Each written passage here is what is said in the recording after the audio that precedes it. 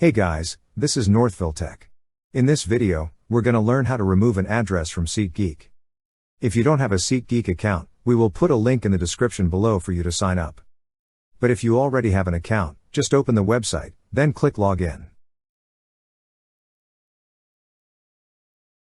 Now, select either to instantly log in with your email, or use a password. Once you're logged in, you will see an avatar icon at the top right side of the screen. Click on the avatar icon. Then a drop-down list will appear. Click on My Account. Under Accounts, you will see several tabs. Click on Payments and Shipping. On the Payment and Shipping page, you will see a tab that says Delivery. Click on Delivery. Now you will see the list of your addresses.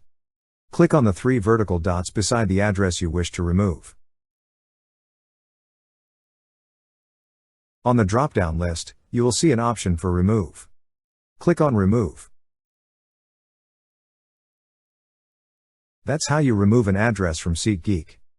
Thank you so much guys for watching, and if you have not yet subscribed to our YouTube channel, please subscribe to our YouTube channel as we create tech videos almost every day. Also, check out our website northvilletech.com for great tech articles, and our recommended resources in the description below for various sign-up bonuses.